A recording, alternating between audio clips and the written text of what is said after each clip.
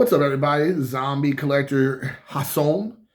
And I did a video live stream a few days ago, a week ago, and I wanted to show off what slaps I have left. I sold a lot of slaps during the pandemic, or the plandemic, as you will.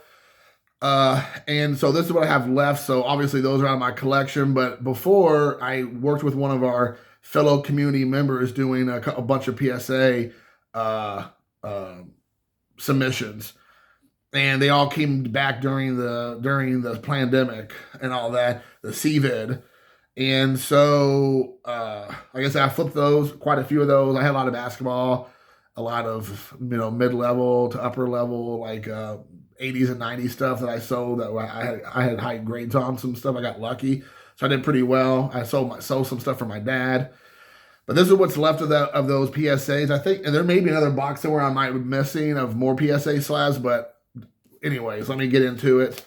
So this one came back as could not guarantee, I guess, of this authenticity. This is I believe, 59 Hank Aaron All-Star. So this came back as they could not confirm or not, so which was unfortunate because this actually looks really good. I don't know if I'll ever send it back in. I have been catching up with a lot of people's videos, and I think Filmington Phil had mentioned that PSA has dropped their bulk submissions, I think, down to $12, if I'm not mistaken, or maybe $15, and maybe he was speculating it was going to go down to $12. If that's the case, I will probably end up going back to doing some submissions because I got a bunch of stuff I want to submit. So I probably need to find out what that looks like and maybe get with somebody I trust to do submissions again. So anyways, let me get to the cards that were submitted. There's no specific order. Let me maybe just do it this way. All right, first up is a Mint 9 1990 score Bo Jackson. The reason I'm showing this again was I did a live stream and the glare was really bad. And so the old glare bear, as Dr. Exclusive reminded me, was so hard to see. So I want to do it in like more natural light, all natural. So we have the Bo Jackson 9. This is it's an 80s card, right? No, it's a 1990. So it's a collector's grade. I remember I had to be educated again, all the right terminology. So this is a collector's grade 9 mint. Next up is a mint. Near mint to mint 8, Derek Jeter, 1993 Topps. So there you go, like kind of the quintessential Derek Jeter. I mean, like, it's funny because I was listening to Tony JP Wisco, and he was talking about, and a lot of people talk about this, like how Derek Jeter has like a cornucopia of quote unquote rookie cards. Like, he had a lot of 93 rookie cards, but he didn't technically start playing, I think, until 96. And then you have a lot of 96 cards, 95 cards, talking about his rookie cards or rookie-ish type cards. But I think like his 93 SP with Upper Deck is like the main card, and that is considered his rookie card along with, I believe, this. There may be one more, the one where he's like one of 4 faces or whatever on the card. But anyway, so there you have that. And there's the back, but it's an 8 on a 93. So and I guess I don't know how much these cards go for. I'm as humble or as naive or whatever on the grades and the pricing. I did all this grading by myself. Like I just eyeballed everything. I was very fortunate that most everything except that one, Hank Aaron, came back with some sort of decent grade. The next one I'm getting ready to show is where is it? This is the worst one.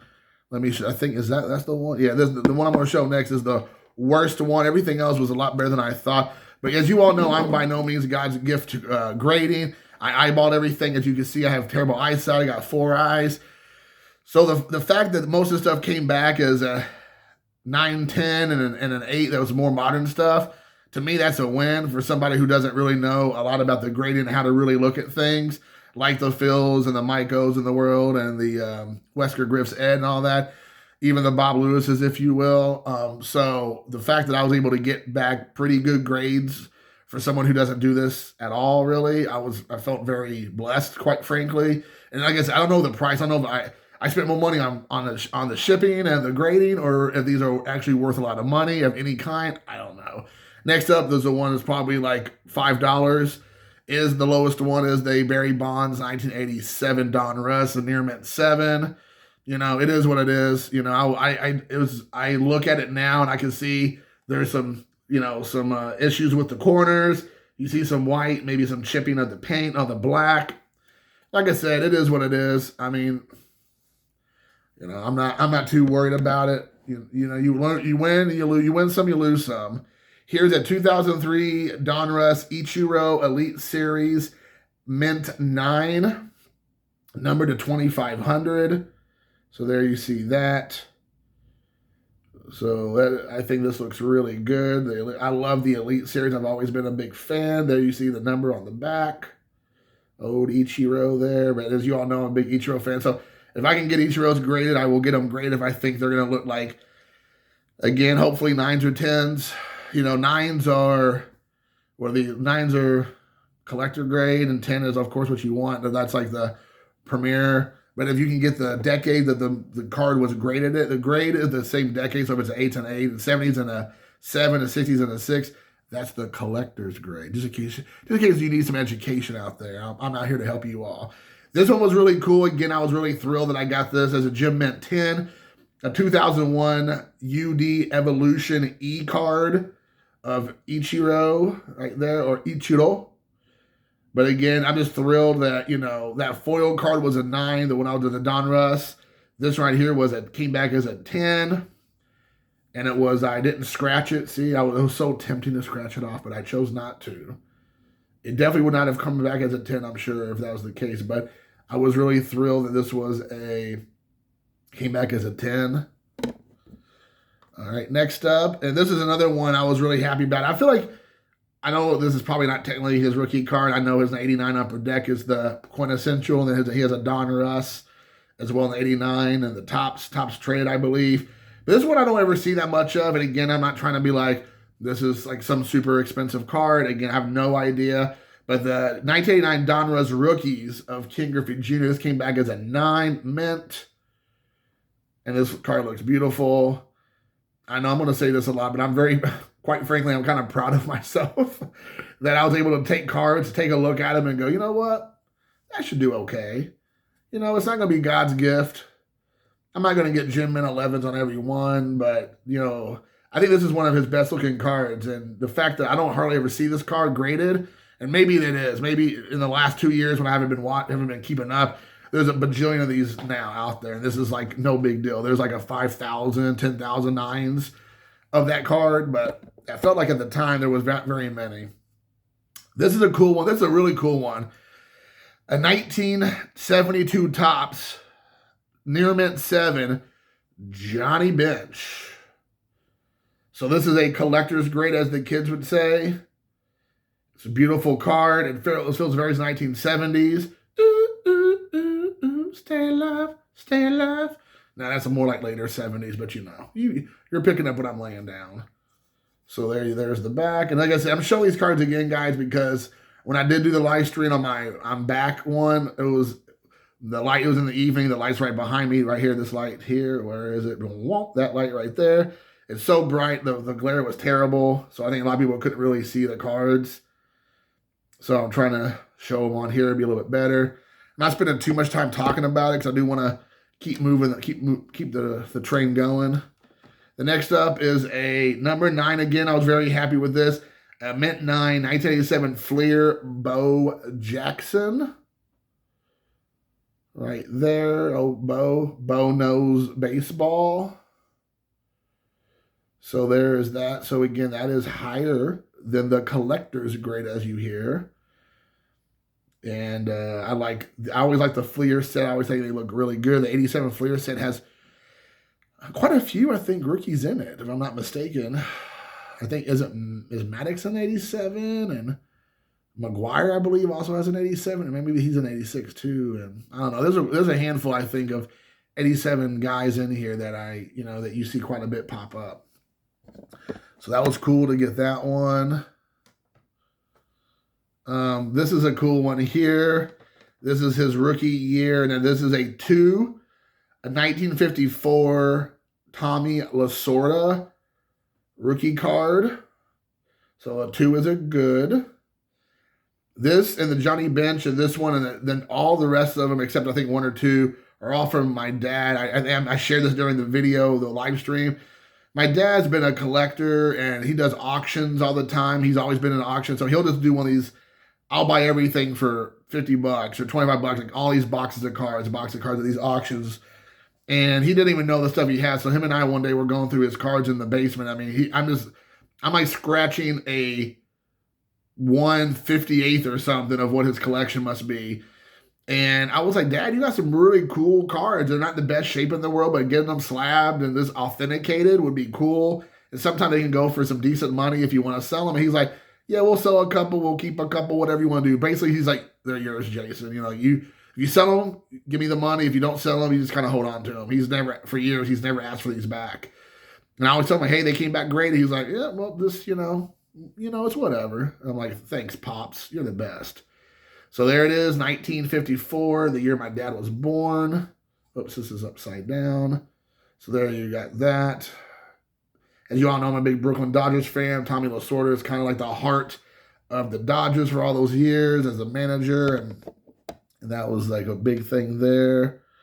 This one here is a cool one because I think, there's a couple other older ones. At the very end, there's 2 or 3 other kind of big ones that I show. This one here, this 1958 Topps Warren Spahn All-Star card, very good to excellent, I believe.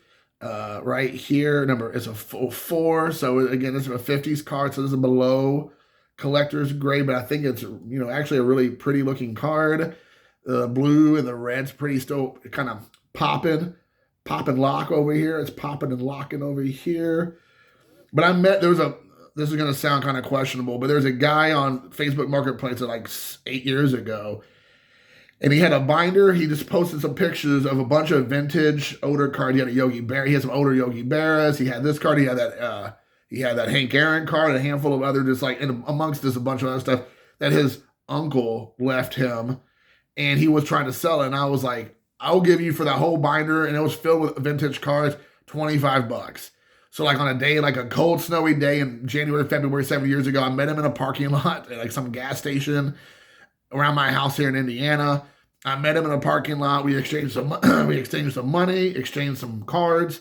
Excuse me. And I had these, and I couldn't believe it because those older Yogi Berras, there's a bunch like Hank Aaron's in there. There's a bunch of older stuff in there. And I mean, even though the grades weren't the best in the world, or the condition, I'm like, for $25, so much vintage in that thing. I was like, I'll take it. I couldn't believe he only took $25. But this is one of the ones I 6. I thought it looked pretty good. It came back as a 4. I'll take it. I got the whole binder full of stuff for $25, so I will be thrilled. But that was a Warren Spahn. Next up is, everybody got in the Soto craze. I was no different at the time. And my buddy who was doing the PSA, he was like, you need to send that card in. And even though they had moved the prices up, because this was like right at the precipice of the pandemic, he was like, you got to send that card in. It's beautiful. I would send that card in. I'm like, dude, I'm not a big, speculator. I'm a spectator. I used to be. Maybe I'll be a spectator again. But speculator on cards. And he was like, everybody's doing it, dude. That card looks beautiful. It should definitely get a 10. And that's the hot card of the moment. And I'm like, dude, are you sure? He's like, yeah. And I'm like, I remember having to pay like the $20 or whatever it was at the time to grade right when it was starting to heat up. And they're like charging a lot more. $20, $25. I can't remember. And I remember being like, man, dude, I don't know. And then the guy ended up like kind of like falling apart here recently in the last year or so. Again, what I've heard. But no one's high on him right now. Maybe he'll eventually get it together. He's still a young guy. But it's a 2018 Topps Chrome Gem Mint 10 of Juan Soto. And it's the update. I should have said, 2018 Topps Chrome update. And again, I mean, people have seen this card a bajillion times, so I'm not going to spend too much time on it. But there it is. I was talked into doing it. I really didn't want to send this card in because I'm not a speculator. I don't try to speculate on cards. I just want to do my own personal collection. And then if I wanted some money, I know I can make some if I need to. And he was like, oh, you guys send that in, dude. You're going to get so much money for that card. And I was like, okay. And I kind of regret doing it now, but it is what it is, you know. Maybe he'll end up blowing up one day, and maybe then I can sell the card because I don't have a lot of faith in modern day ball players, quite frankly. I'm definitely not a speculator. I've shared the story before. I won't get into it too long. Again, I went into it a little bit more detail again on the I'm Back video, but it was a 1993 Donruss Elite Don Mattingly Mint 9 from 1993. So it's a collector's grade, as like I said, the kids say. This card looks beautiful. I received this as a gift from Bob Lewis the first time I ever went to Pittsburgh. So like 2018, I think, the first time I went to go visit him, or 19. And we did some just gifts to each other. I won't even say like we were doing like a trade. It was like, hey, I brought stuff up there I thought he would like, and I brought a bunch of like cards, like packs and wax and stuff that he could open up, and just some individual stuff. And he gave me a few things, and this is one of the things I was like, dude, are you sure about that? I mean, this card looks beautiful. And obviously, most people know I'm a Don Mattingly super collector, if you want to call it that. And he was like, yeah, dude, it's better than your collection of mine, which we all have heard that story a million times. And I'm like, are you sure? He's like, yes. And I'm like, this card's beautiful. As you can see, it's, out of 10,000, which when you have 500 billion cards in the 90s, this is like, probably near impossible to hit. And this was number 6,557. But I was thrilled to get this back as a 9. This will never leave my collection unless I need to make some fast cash. And I don't know what this is worth. I don't know if it's worth $5, $500, 5 cents. I have no idea, but it's never going to leave my collection. It's a memory I have with Bob and being so kind to me. First time we met, he just had it already ready to go, like in a top loader or something. He's like, here, dude, this is for you. And I'm like, dude, that is so nice. And it came back as a 9. So there's that card will not leave my collection. Next up is another card that I don't know if it's Stealing Second. If you remember that Jabroni, he told me he saw this card like in one of my boxes. I just had it in like a little penny sleeve. He was like, dude, you gotta get that card in a top loader. I'm like, oh really? He's like, dude, this card is like, at the time, again, I don't know, super rare, hard to find. The condition might be really what is hard, because I believe it came in. Somebody told me this in this live stream. It only came in like sealed, pre-made or pre-manufactured sets from Topps. But it's a 2011 Topps Freddie Freeman Diamond Anniversary. And it's a 10. And so he said, dude, you need to get that thing out of a penny sleeve and put it in a top loader or a magnetic or something. Because I just had a little penny sleeve in one of my monster boxes. And I think someone at the live stream told me like this card, I think years ago, again, this card apparently might have been going through the roof. I think somebody told me recently during the live stream it like settled in or a little under 400. I believe somebody said like 375 was a recent comp. And again, I'm not going to sell this card. All these cards I'm showing, these are not for sale. These are just part of my collection. If I do sell them, it'll be because I'm trying to get something else maybe and trying to get some funds going. But yeah, that was a cool one that I, opened up a set, I guess. I didn't remember how I even got it.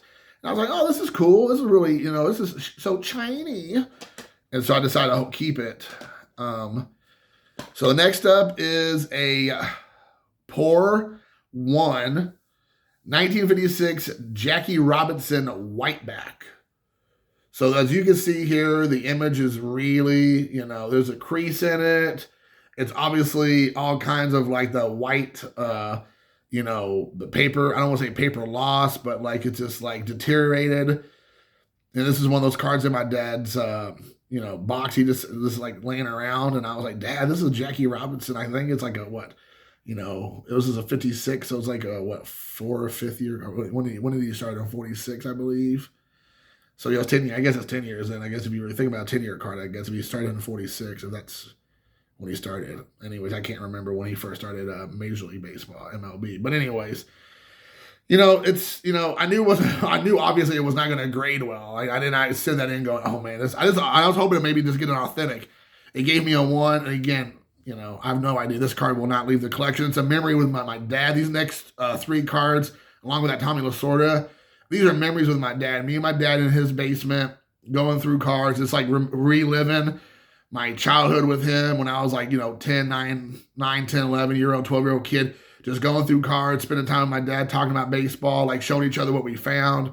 So these cards, if they're worth $10,000 or 10 cents, won't be leaving that collection. They're just too important to leave the collection for me. And it's sentimental, not obviously based off of value. Also, here's another 1956 Topps Grayback. Again, poor as well. Roberto Clemente. So there you have that. So very cool. This one here is much better color. I think the correct terminology is registration, if I'm not mistaken.